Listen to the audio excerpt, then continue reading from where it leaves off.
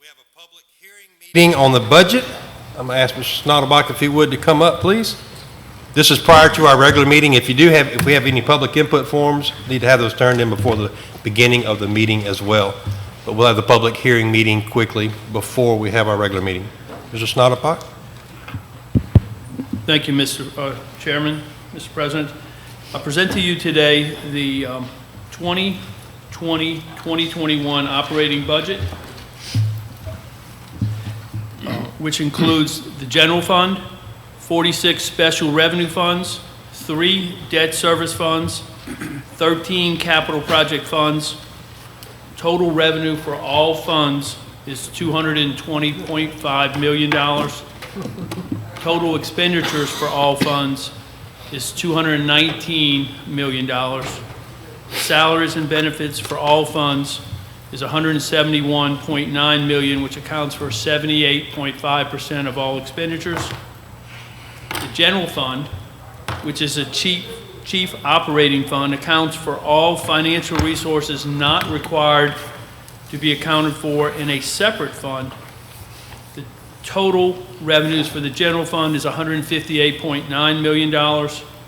Total general fund expenditures in our budget is $159.5 million.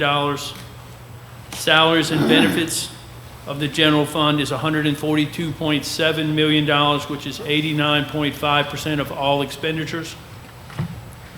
The assumptions made in this budget in preparing it for the general fund, the MFP funding level is $118.6 million based on 19,019 students.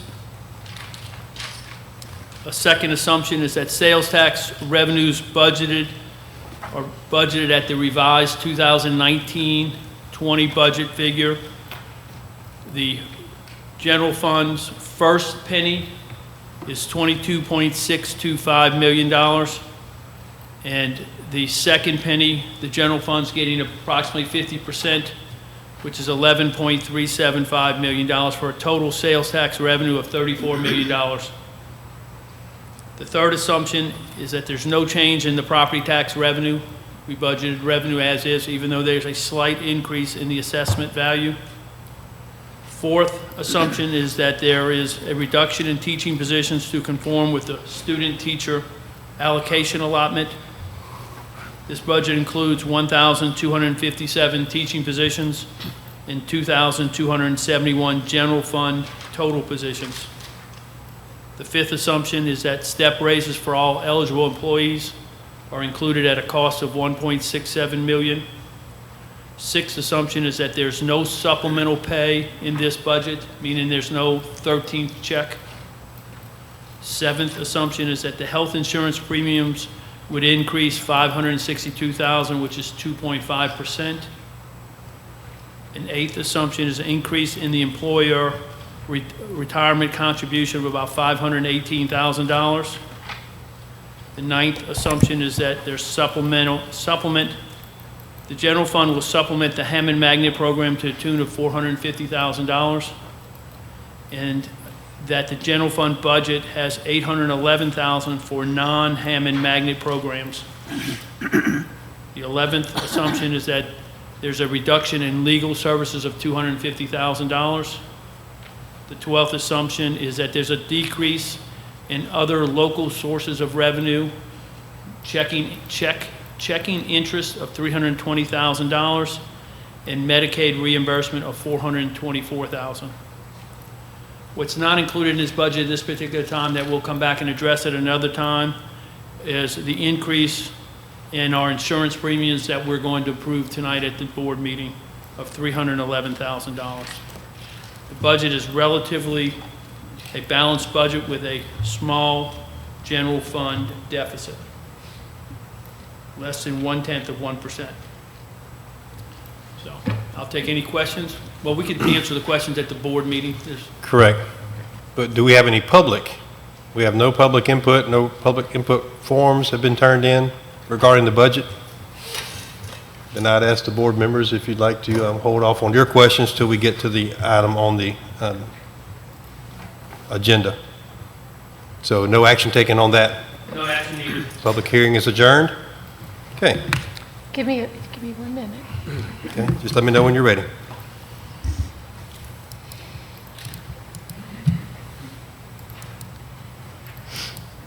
And once again, if any of the public has requests to speak forms, please turn them in now.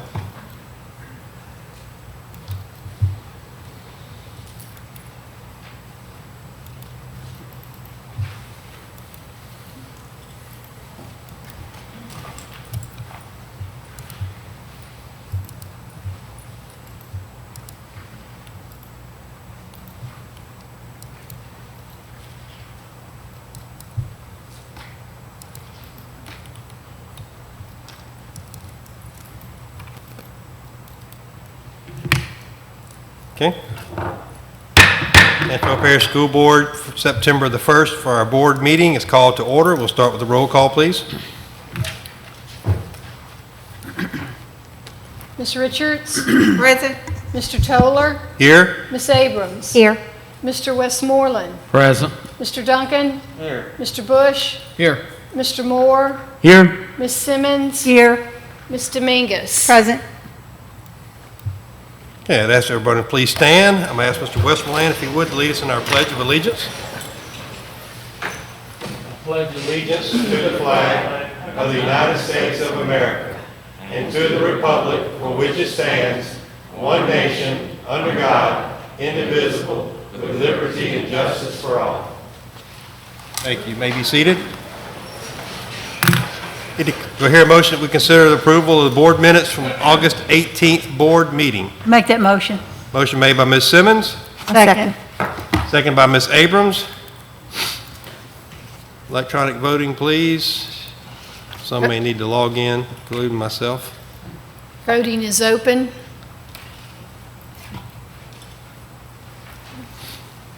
Yes for me. Mr. Toller? Voting is closed. Motion passes unanimously. All right, item 2A, recognize the 2019-2020 All Academic Composite Team. Mr. Vining, please.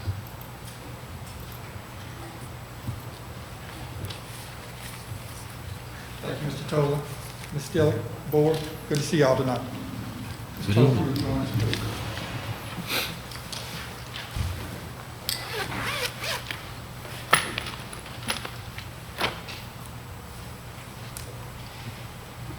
Good evening, everyone.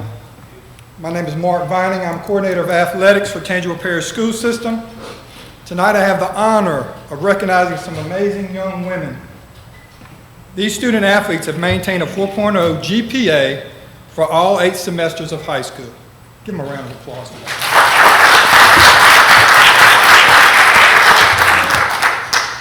The time and dedication it takes for the achievement of this award is incredible. This is a wonderful accomplishment not only for them, but for their parents or guardians. First off, the young lady I'd like to recognize is Jenna Anderson. Jenna, come forward, please. Come on up, Jenna. Jenna is from Ponchatoula High School, and she received this award in tennis. Congratulations, Jenna. Would Jenna's family please stand, please? Please stand. Jenna's family, please stand up. Next is Anna Becknell. Is Anna here? Anna didn't make it tonight. Anna received the award, and she's also from Ponchatoula in tennis. Next was Kylie Rothwell. Is Kylie here tonight? Okay, she didn't make. She's from Hammond High, and she received it in girls soccer. And last, that was supposed to be here tonight was Victoria Verbeen. Victoria, come on up, Victoria.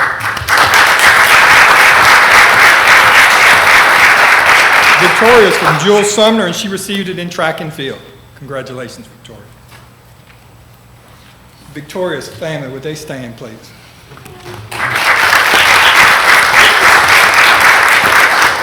I do want to recognize a few that weren't able to make it. We were able to split it up in 2 parts, so some were not able to make it either night. One was Dane Robertson. He received it in football and track from Laranja High School. Niall Summerfield received it in swimming from Hammond High. Nakia Sims, girls basketball from Jules Sumner. And Maggie Tillieu in tennis from Hammond High. We had over 15 student athletes that receive this award this year. And that's a wonderful accomplishment for Tangipahoa Parish School System. Thank y'all for coming.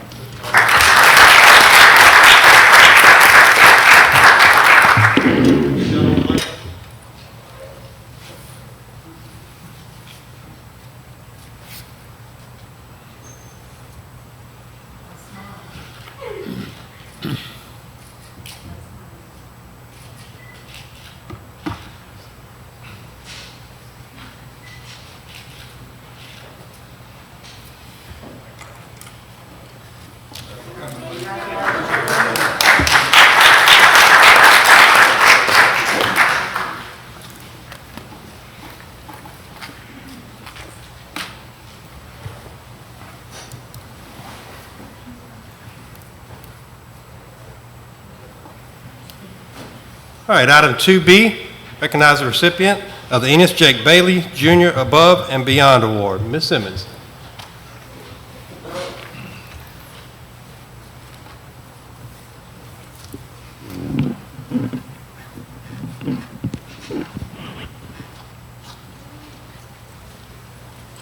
Tonight's recipient of the Enos F. Jake Bailey Award is Dina Spears. We'd like for her to come forward, please.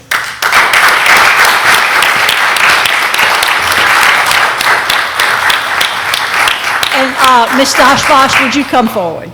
I hope I pronounced that right.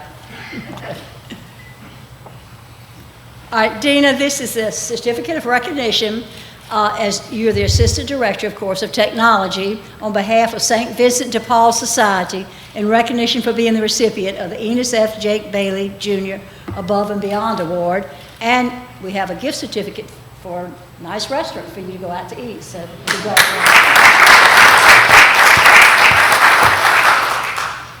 Thank you, Ms. Simmons. Good evening. My name is Beth Doshbach. And for the past 5 years, I've been co-chairman of the program Uniforms for Kids, run by St. Vincent de Paul Society.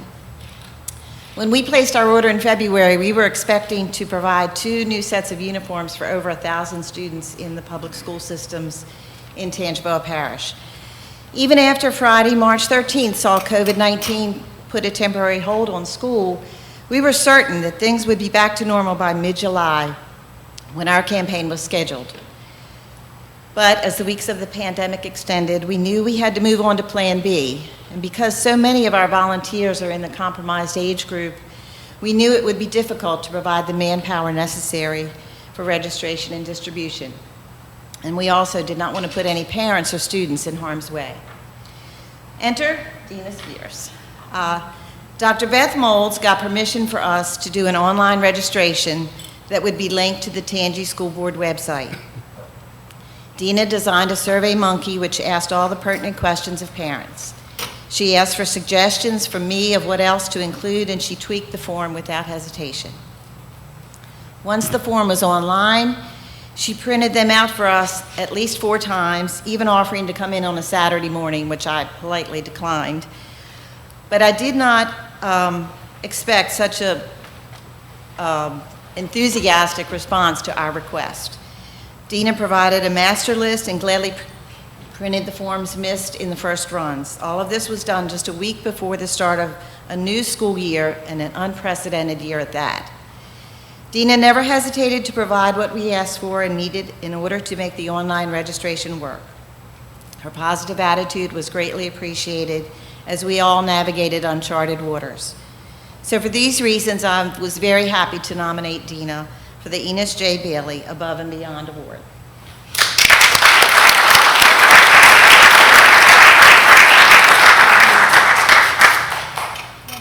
I want to thank St. Vincent de Paul for finding a way to make it happen in the midst of a pandemic. I printed and provided them, but they had to sort the applications. They had to fill the orders. They delivered them to the school so the parents could come pick them up. So it was definitely a team effort.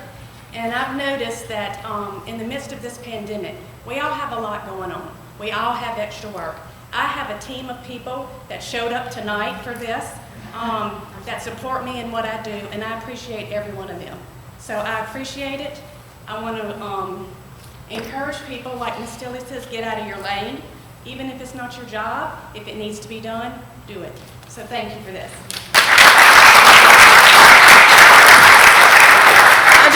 say that when Ms. Bailey Simmons mentioned to me that she wanted to recognize Ms. Spears, I said, I second that motion.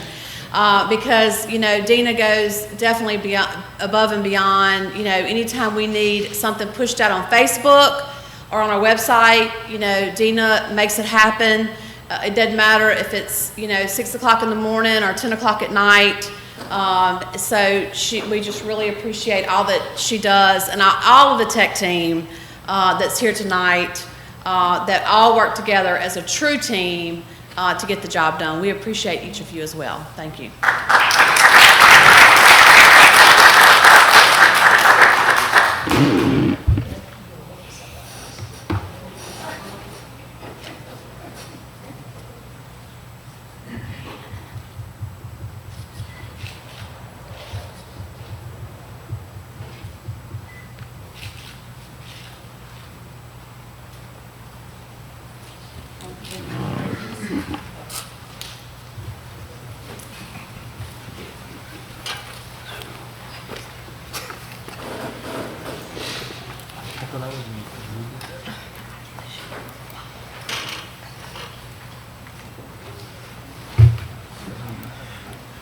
All right, congratulations again to all of those.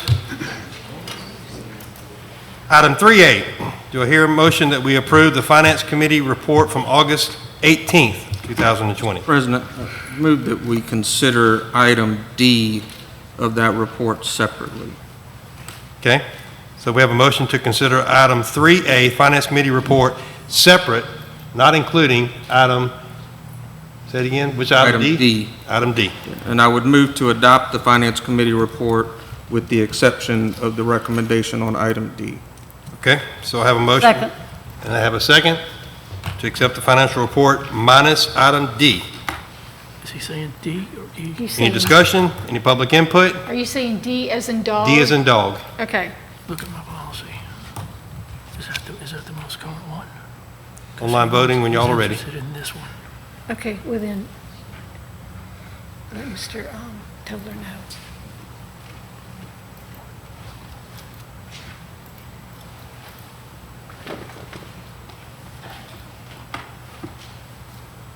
I believe you're interested in E, is that correct? On here, let's see.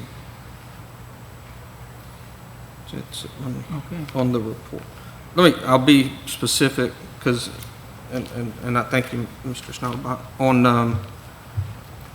On the printed agenda for the Finance Committee, item D is listed as consider approval of the 2020-2021 cyber insurance policy. But on the online report that we have, item D is consider approval of Sharkey Mechanical LLC for 2020-21 HVAC preventive maintenance contract for the North area facilities. The item that I'm asking to consider separately is the one involving the preventive maintenance contract for the North area facilities. Am I seeing it correct on the online report? I would have to look at it. Okay. It is. So I'm going off of, when I refer to item D, I'm going off of what is in our online report related to the Finance Committee agenda. Okay. So the motion is to accept the Financial Committee report minus, The recommendation related to the HVAC preventive maintenance contract for the North area facilities, which is referred to as item D. and you want to carry that one on its own. Correct. So you need a Okay. second. So I have a motion and a second Second. to proceed with the financial report for August 18th minus the section about the North End maintenance. Any discussion? Online voting when possible? Voting is open. So we're voting on your motion.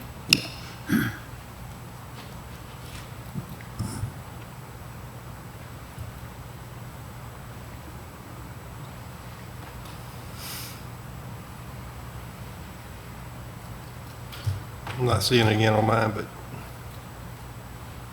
vote yes. You vote yes, okay. I'll try to log back in. Voting is closed. Motion passes unanimously.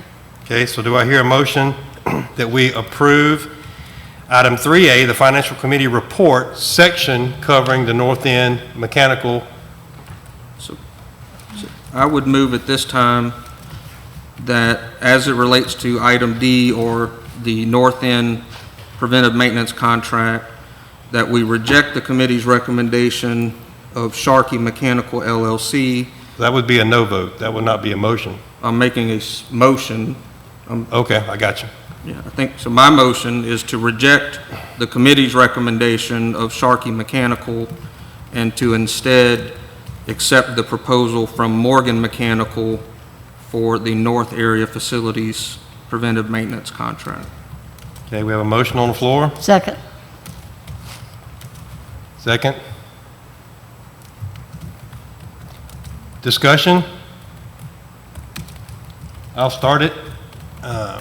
The committee dealt with this in depth during the financial committee meeting. The reasons were clear why we were doing a bid for the north end and the south end to try to get more competitive bidding. So I'm in favor of leaving it as is with the administration's recommendations for Sharkey on the north end and Morgan's on the south end. So I will vote no on this motion. Any other discussion?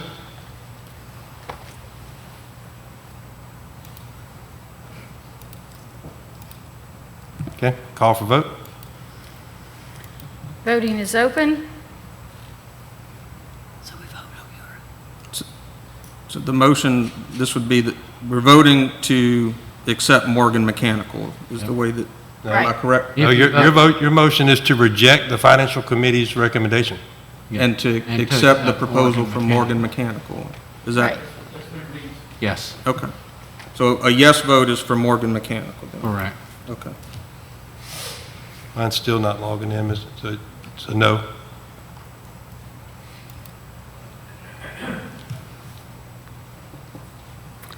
Motion passes with Mr. Toller, Ms. Abrams, and Mr. Moore voting no. Okay, item 3B, Personnel Committee Report from August 18th. Move to adopt the recommendations. Motion made by Mr. Westmoreland to adopt the committee report. Do I have a second? I'll second. Second by Ms. Dominguez. Any discussion? Public input?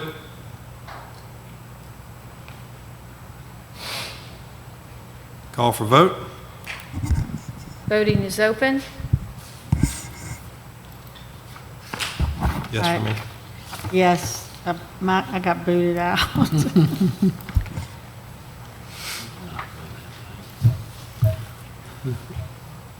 That's crazy. Mr. Toller. Yes. Voting is closed. Motion passes unanimously.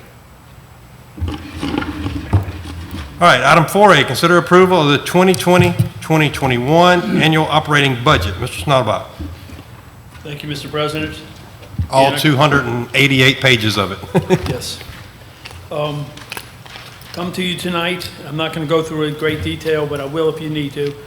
We present to you the 2021 annual operating budget, which includes the general fund, the 46 special revenue funds, the 3 debt service funds, and the 13 capital project funds. And would entertain any questions y'all may have on the budget that you'd like to discuss now. I don't have a question, but I would like to make a statement to make it very loud so everybody understands. Our tax receipts last month compared to a year ago were what again, Mr. Schnatterbach? We're 19% higher than they were last year at that time, and this current month is 19.5% higher. And how much additional revenue is that for our school system? About total for the 2%, $1.5 million. Are we hearing this? Our property taxes went up compared to last year, how much? you think? About $67,000. 67,000 people of Tangipahoa Parish, listen to me. We can make a huge difference if we shop at home, if we spend our 2 cents here. If you want to go help St. Tammany or Livingston Parish School System, then you cross the line either way and you go shopping over there. If not, our MFP money depends on our school population. Yes. Our property taxes went up 67,000, but in the last 2 months, we have an additional, how many?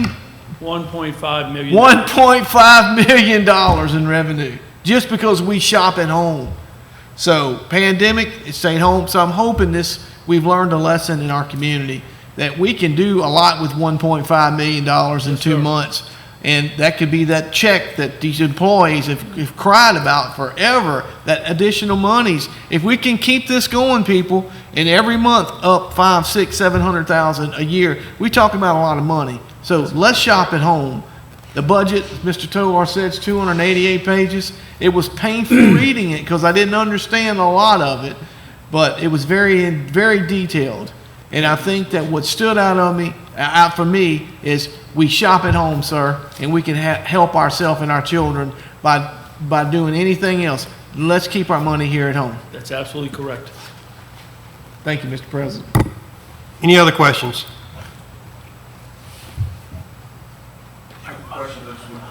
I do want to highlight one point, if that's okay, Mr. President. Go ahead. I always look at where we're spending our dollars, which of course is something that a question I get from constituents quite often.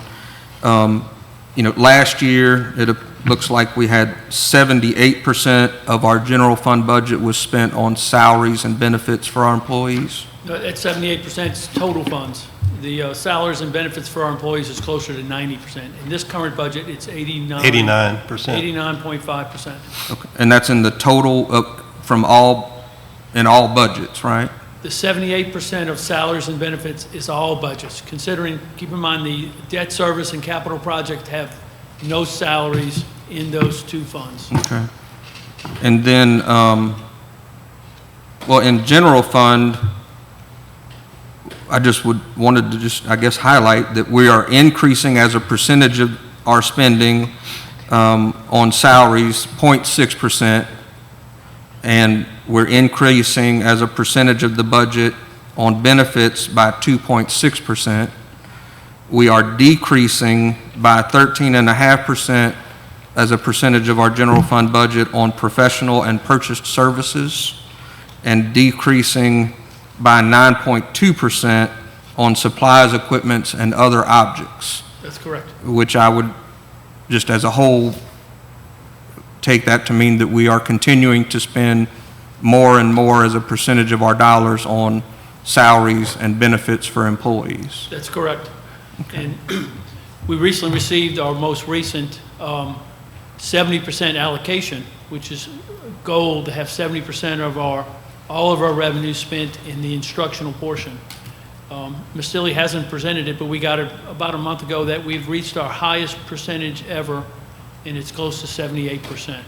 And we're still in the top 5 in the state and spending our money in instructional purposes. Right. And that's as defined by the State Department of Education. I get that question a lot too, that, well, what do you mean on instruction? Well, we use the same definition for that as the State Department of Education. They review our budget and they determine what percentage of our budget is spent on instruction. They make the calculation and they provide the response to us, so it's consistent from school district to school district. And we're at 78% and ranked in the top 5 Yes. as a percentage of our budget on instruction. Correct. Which is consistent with previous years. Well, it's actually A little bit higher, but it's we're... the highest it's been since I've been here. Gotcha. Okay. Just a couple quick questions on some of the line items. Extra work performed, and I've seen that in several different places where it went from, like a 300 or 400% increase in the amount that we're budgeting. Is that just to correct some of the spending that we've done in the past, or what? Mr. Toller, I don't know the answer to that. I'm sorry. I'd have to look at that particular line item and get back with you on it. Like salaries, extra work performed went from 12,000 to 50,000. And that happens in several different places under even the regular program expenditures and It could be overtime for that department or something to that.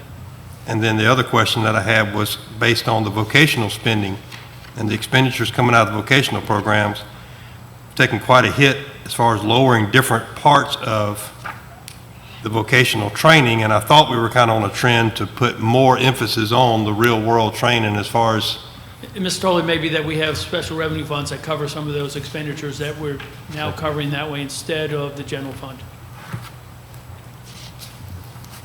okay? But we're not spending any less on vocational. And then the same thing with athletics, under the instructional program expenditures from 531 down to 441. And I know at one point we had talked about possibly looking at stipends and increasing stipends and trying to figure that out, but going in that direction, we're not going to be doing any stipend increases or, There's no plan to increase the stipend at this particular time. okay. Any other questions? We actually don't have a motion on the floor that Ms. Cindy, so do I hear a motion to accept the budget? I'll make a motion to accept the budget sorry, as Ms. presented. Jenkins. I'll second it. Okay, we have a motion and a second. There is a resolution. Would you like me to read it? Yes, please.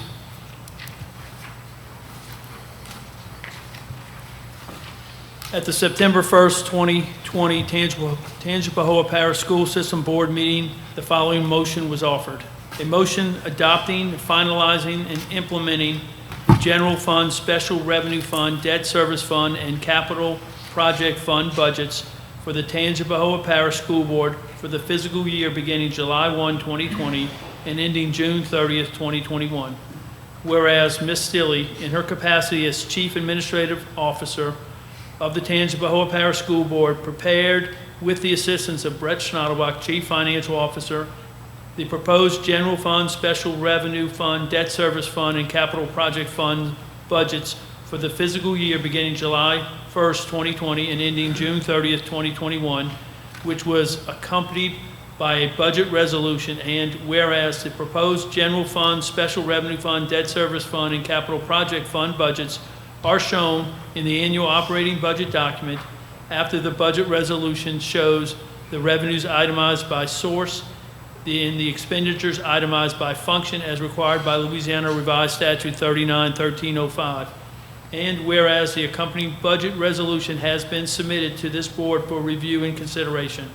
And whereas the notice of public hearing on the proposed general fund, special revenue fund, debt service fund, and capital project fund budgets, notice of the availability of the proposed budgets for review at such hearing, and a general summary of the proposed budgets have been timely published in the Daily Star.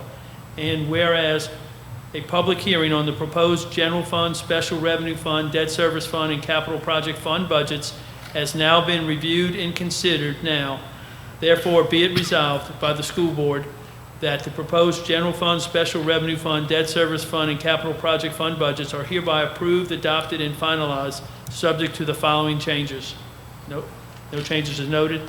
Be it further resolved that the Secretary Treasurer of the school board, Melissa Stilley, and her successor is hereby authorized and in the sole discretion to make such changes within the various budget classifications as she may deem necessary, provided that any reallocation of the funds affecting in excess of 5% of the projected revenue collections must be approved in advance by action of the school board at a meeting duly noted and convened.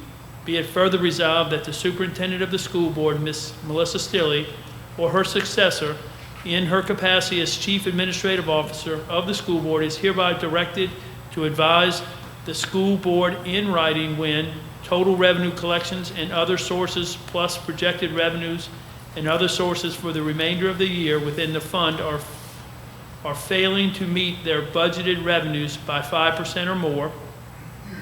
2, total expenditures and other uses plus projected expenditures and other uses for the remainder of the year within the fund are exceeding the total budget expenditures and other uses by 5% or more. Or 3, the actual beginning fund balance within the fund fails to meet the estimated beginning fund balance by 5% or more, and the fund balance is being used to fund current year expenditures. Be it further resolved that the Secretary-Treasurer of the School Board, Melissa Stilley, or her successor, shall certify completion of all actions required by Louisiana Revised Statute 39:1306 by publishing a notice of the minutes of the meeting in the Daily Star. Okay. I have a motion and a second to adopt the resolution. Yes. Any other discussion or questions?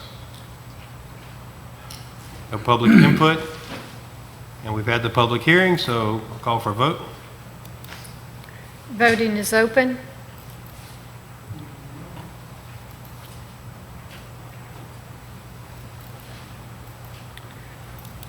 Voting is closed. Motion passes unanimously.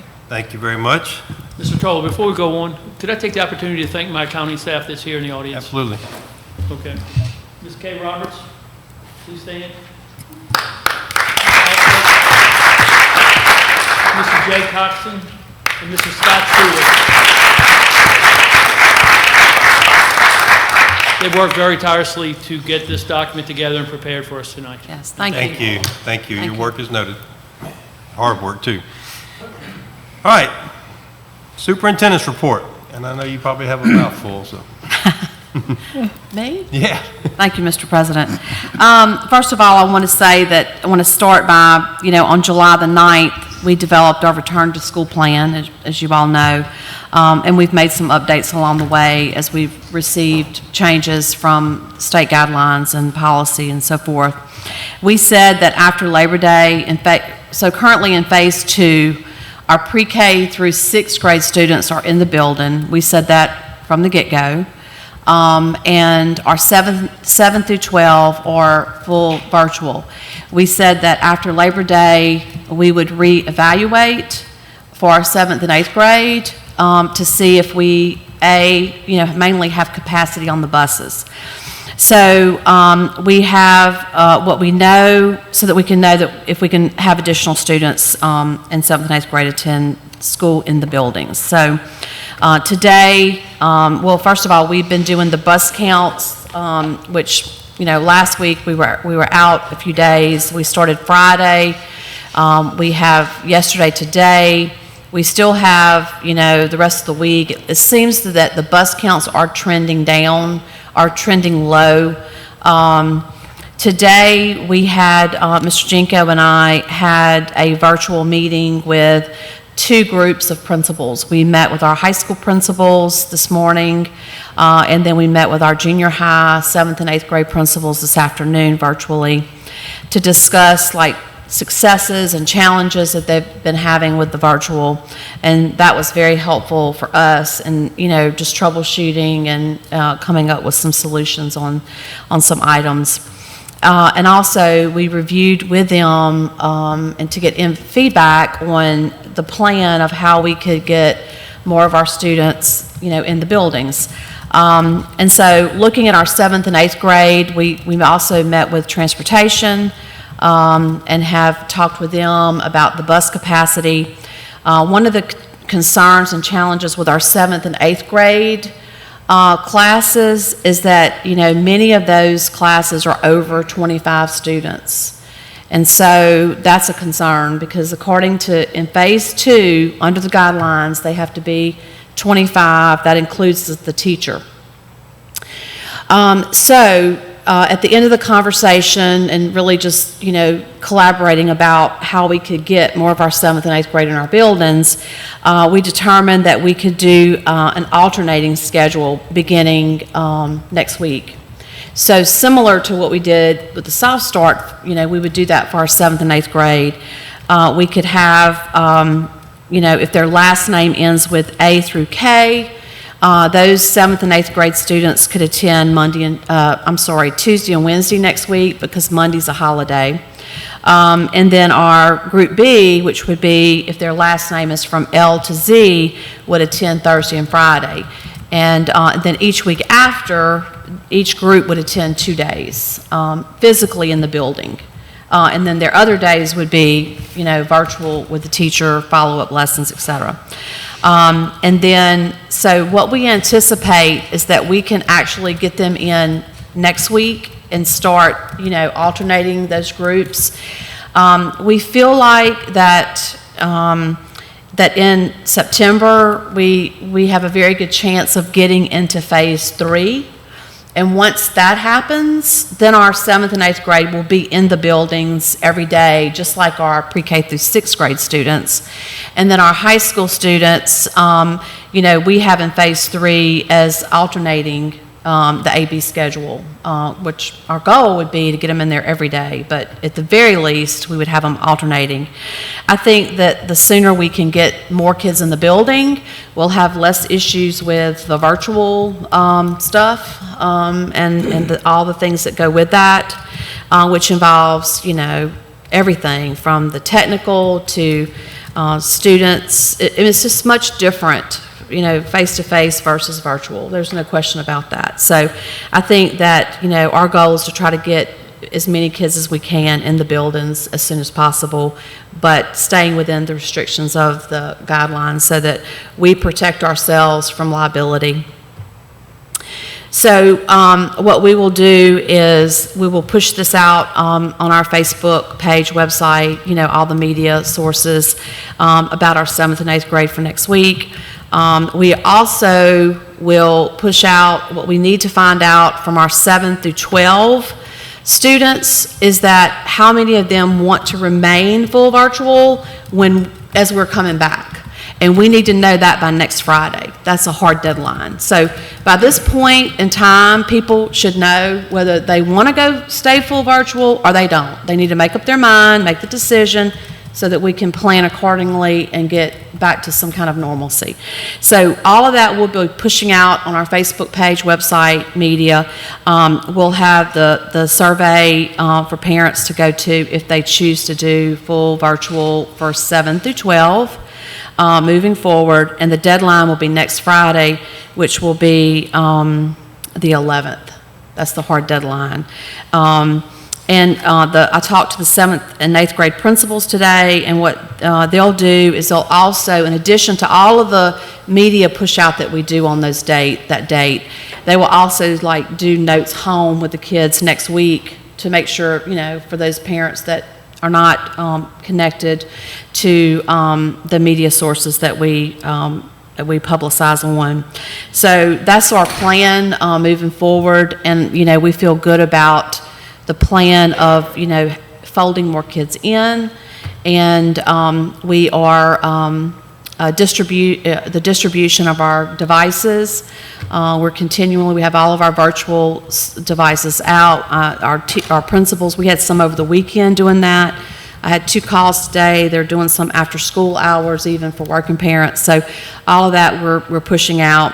And one of the things that I talked to both groups about, and I also plan to schedule a virtual meeting with our elementary principals this week, is to talk about the planning now for a second wave in the late fall or winter, where we may go back to a phase 1 or 2 or shutdown. We need to be prepared.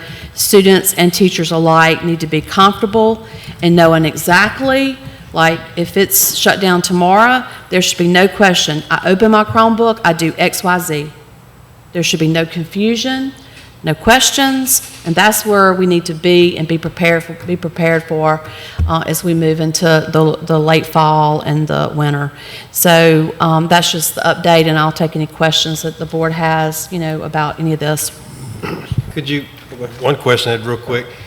Could you update those that are tuning in to what are the other districts doing? What are we doing comparing to what others surrounding us are doing? Because there seems to be some miscommunication there with people thinking that we're the only ones in this boat. Yeah, so, that's a good question, and I pointed this out on the call today with the principals. I do a weekly call with superintendents. We weekly meet virtually, and so we talk about, all of the districts are in, the same, virtual transition world where, all of the things with logistics and getting people acclimated to the devices and all that, they're experiencing the same thing. In St. Tammany, they actually are not going back until after Labor Day, And I'm not really sure about their latest plan. I'm not real sure about what their latest plan is. They've gone back and forth about alternating schedules, K-12. Livingston Parish started off with K-12 alternating days. Now they've come back to the table and said that they're adding, they're kind of similar to what we started with, which is K-6. I think they're doing K-5 in the buildings. That's their modification. St.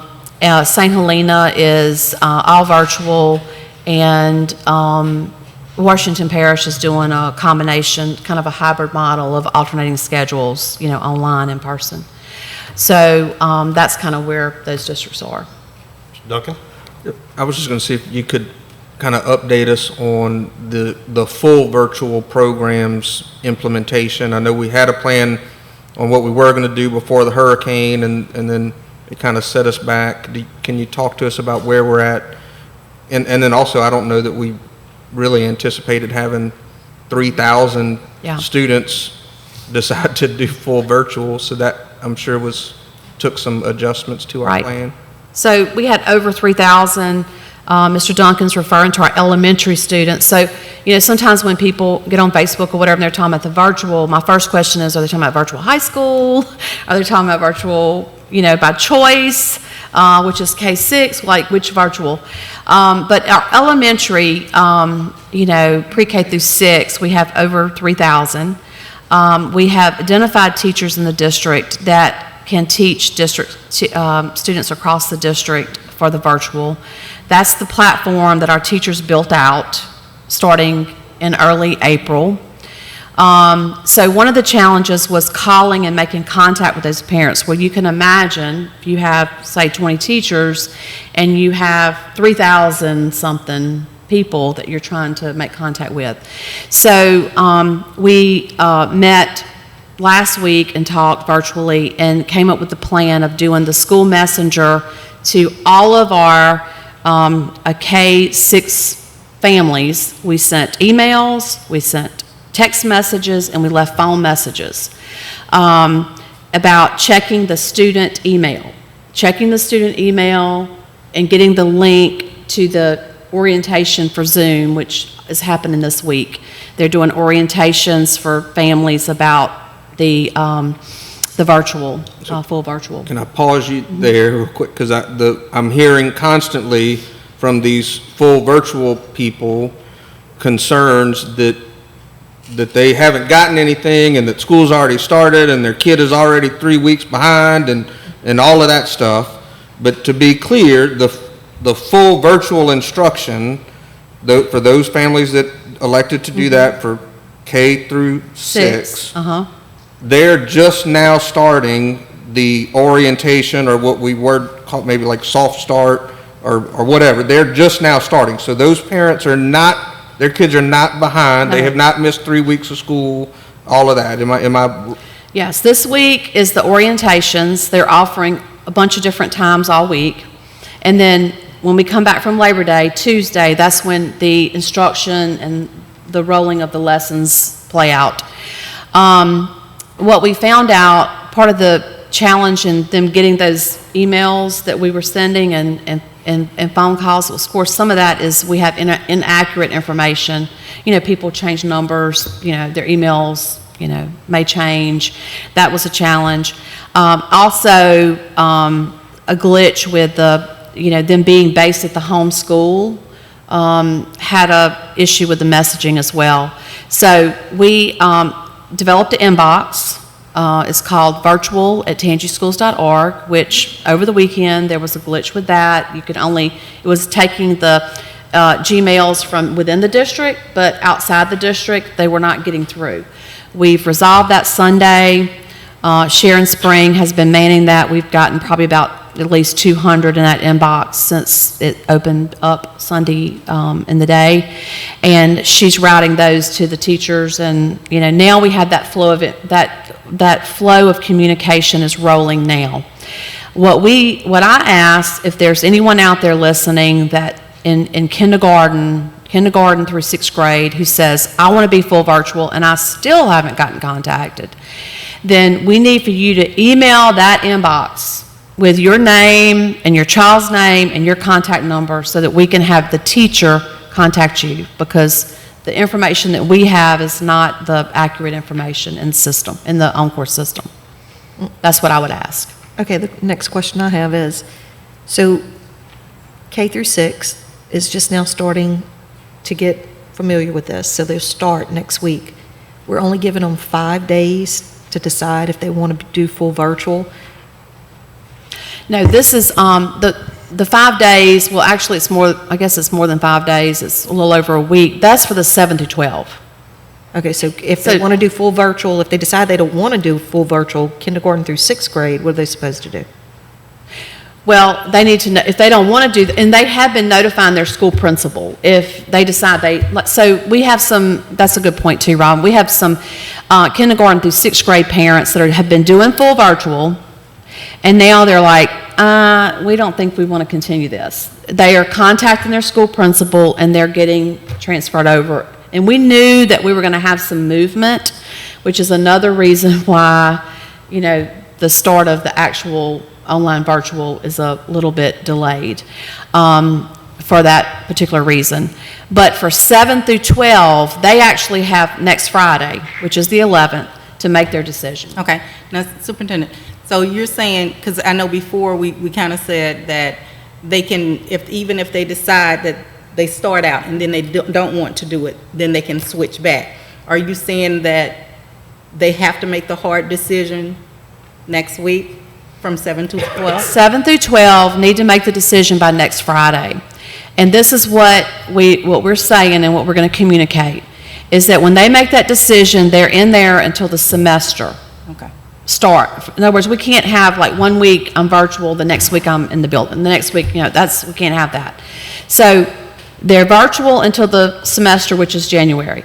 However, if a child is failing in the virtual world, and the teacher and the parent, and they've had conferences and they've tried this and that and the other, and it's not working, we are going to move that child back to the into the building and back into the bricks and mortar. Like, we're not going to have a student, stay in the virtual program and fail the whole semester. That wouldn't be right. But I'm talking about just changing students back and forth, because I just feel like virtual today, and then tomorrow I feel like in the building. So, that's different. That makes sense? Ms. Simmons? Have you, since the kids have been back, the small ones, have you heard very many cases of outbreak of the COVID from any, have you heard? Today, we had one report from one school that one student was positive. But not lots of students or teachers or, No. It's as Mr. Jenko and I said, knock on wood, it's been very, our people have done a really good job in, the distancing and the mask and all that kind of stuff. Other question is, say, those that are there, say, 1st grade. So how many students, basically, what's the largest number of students within a classroom of, say, 1st grade or 2nd? Of actual individuals in a classroom? Well, it depends on the grade band, that can be in a class? Yeah, that are actually sitting in a desk. That's going to be different by school. It depends on how many of those students in that school have chosen to go virtual. So not more than what? Well, depends on the room. It depends on, your lower elementary, usually they're capped at 25. So they might have... As middle schools, junior high, 7th and 8th grade, they could have up to 32, 33 students. Right now, those are the little ones that are going. So there's no more than 25 in a classroom right now? No, that's right. And they're able to spread those out? Yes, because the state requirements right now in phase 2 is that we cannot have any more than 25, and that includes the teacher. And they're able to spread those chairs? Yes. Okay. Yes. Okay. And most classes are much less than 25. Okay. Because of the kids that are virtual. A third of our K through 6 are virtual. Yes. About a third of them. That's correct. Yeah. Other questions? Yeah, I had, I wanted to go back to, you're talking about changing. I had some concerns about K through 6 changing their mind. They want to go virtual, then they want to go then they want to go back. So when are we going to deadline hard on that? I think we need to have the same deadline. Okay, I just want to make sure, Because they've been doing it, and so I think that, that they need to decide by the deadline, like by the 12th, everybody needs to be settled. Like, we need to know, and, you know, everybody's had kind of like a little taste of what the virtual's like now. And so I think they need to decide by the 12th what they're going to do one way or the other. And then we stay with it until the semester, unless the child's completely, not able to pass. My other question was about the Zoom and the meetings, and I do know that some of our did all our people get their laptops yet, or our teachers, Ms. Dina? Okay, because I know some of our teachers don't have capabilities of cameras, which means they can't Zoom, and maybe that's why when the kids are sitting there waiting, I mean, I'm not understanding why so many parents are calling and complaining that the teacher is setting up Zooms and then the teacher's not letting kids in or showing up or whatever. I don't know what's going on with that, but we've had some of that. I don't know if anybody can tell us, or anybody about that. Wait, so what's the So question? the teachers are setting up Zoom, but kids are sitting and waiting and never getting accepted into the Zoom because the teacher's not letting them in. Well, part of the Zoom is you have to, put people into you have to admit them in or let them into I'm not sure what's happening in that particular situation. But, I think that, we're still in the learning process. We have students that are trying to figure out how to correctly get onto the Zoom. We've got teachers that are managing the logistics of the Zoom classroom. And so, I think that there is a combination of reasons. I don't know that particular, situation. I've seen a lot of people say that, but then I know that there were some people, like I didn't have a camera at my house at first on my computer, so I had to get a camera in order to actually join our board meetings, because I didn't have a camera on my computer at home.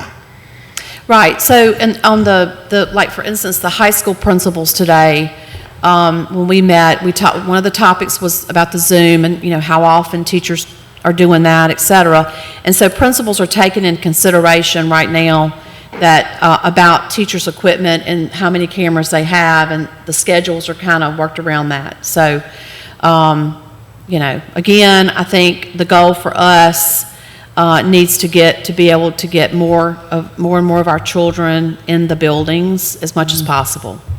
Well, I know that I don't want to make anyone listening think that our teachers don't have the computers, because they have computers in their room. Yeah. But we just ordered them new laptops. The Chromebooks. Yeah, Chromebooks. So, they do have them, but Yeah. we're just waiting on new ones for everybody to have the same thing. Well, the advantage of the teachers having a Chromebook, like the students have a Chromebook, is that they get to see, like if, for instance, if they're trying to help a student with technical, they're looking at the very same kind of Chromebook that the student has, and so you can say, press this key, second from the left or whatever.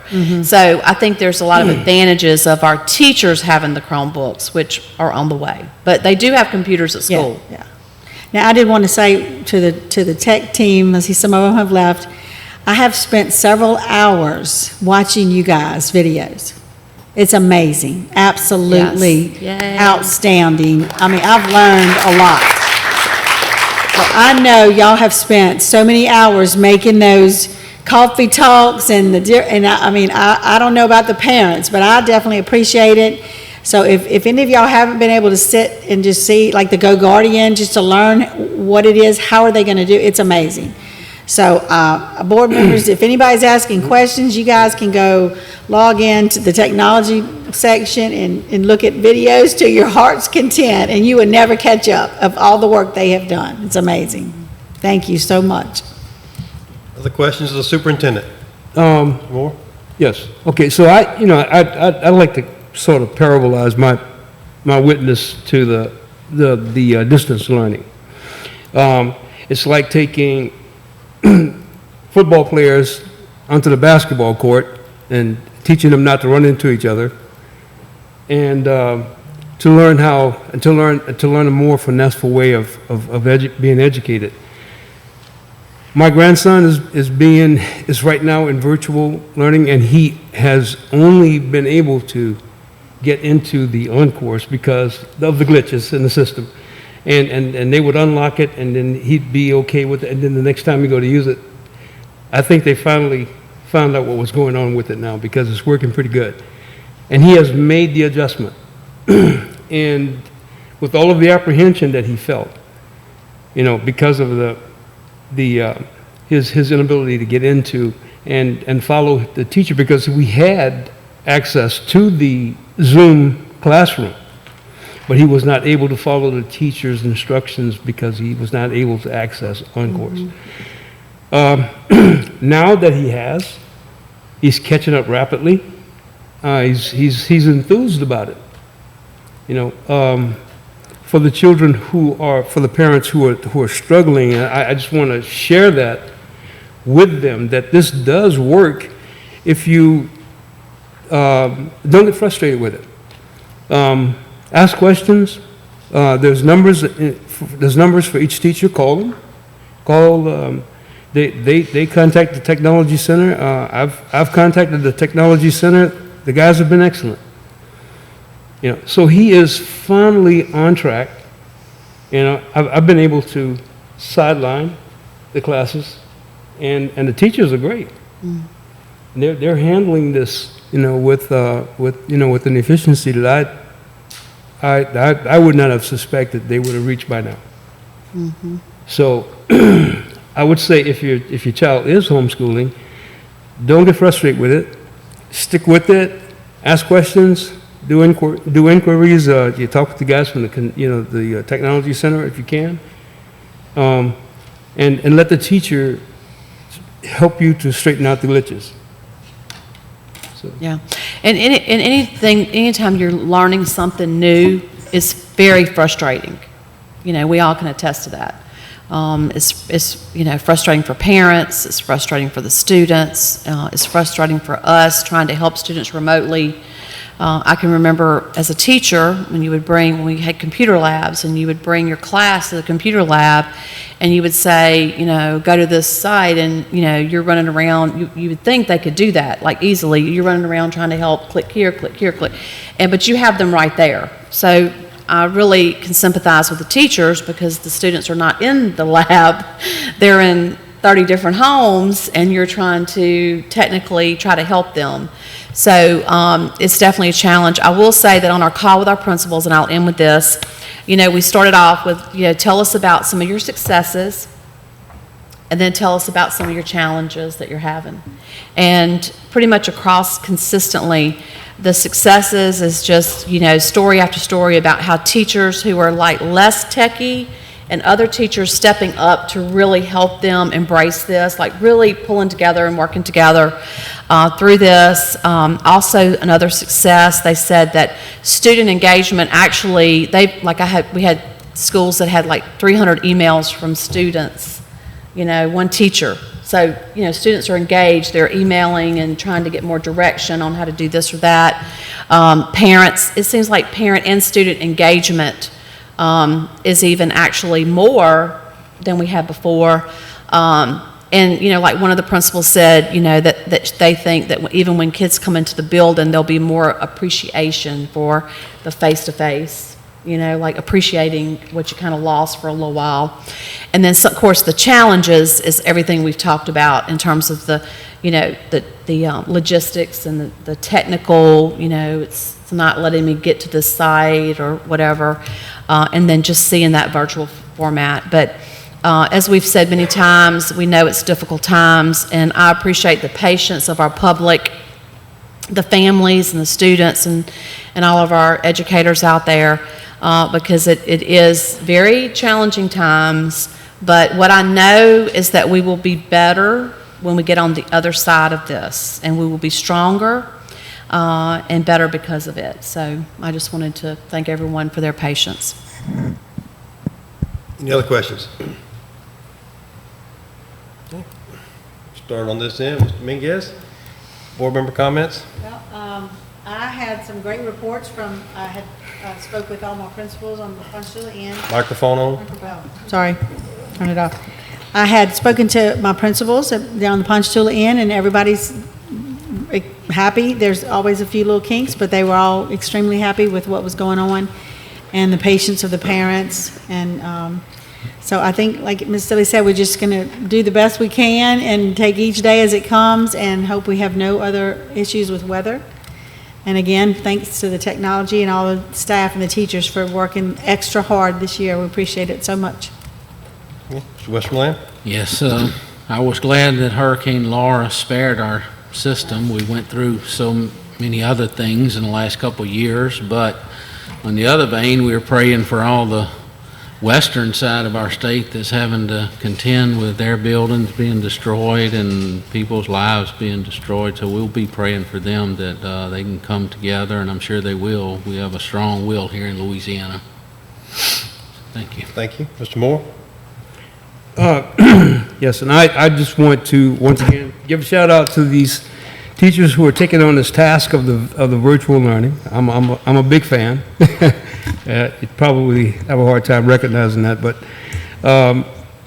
they have done a fantastic job. They're all extremely courteous and patient with the children, and Lord knows I know we're going to have some problems with the kids, but I see the same problems online that we have in the classrooms. But they've managed to communicate pretty much as far as I could see with the parents, and managed to get a lot of these things straightened out. My grandson reports back to me every day that he gets out of the class, and he tells me what's going on in there. and I see the improvements. So I just want to express my gratitude to all the teachers, but especially those who have taken on this task of distance learning, because this is a whole new ballgame, and it's an added task for them to have to contend with as well. I know I'm going to be one, Mr. Schneiderbach, you're probably going to kill me when I say this, but I'm going to be one that's going to advocate for a 13th check, because these teachers are doing way more than what they would normally do in school.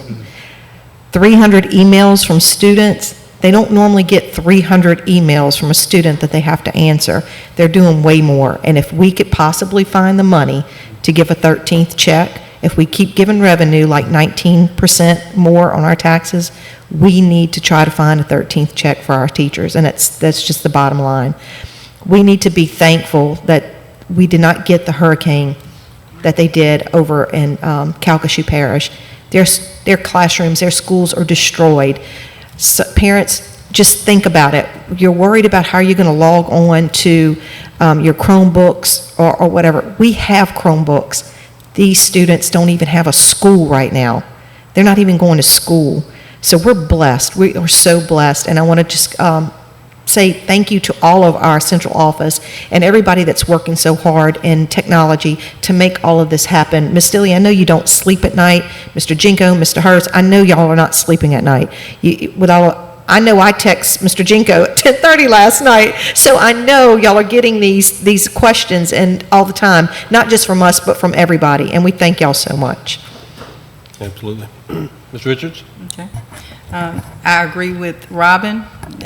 They definitely deserve the 13th check. Also, on that another note, I'd like to offer our condolences to one of our contractors' family, Greg Burton, who passed from COVID. And with that, I just want to say that let's continue to take this very serious, keeping our masks, washing our hands, the social distancing, and staying at home, and make sure that our children are staying at home, because now it's not just the older people, it is getting to our younger people. So let's stay safe and continue to ride this out, because like the superintendent said, there will be a silver lining, but we've got to get to it. Mr. Duncan? Ms. Simmons?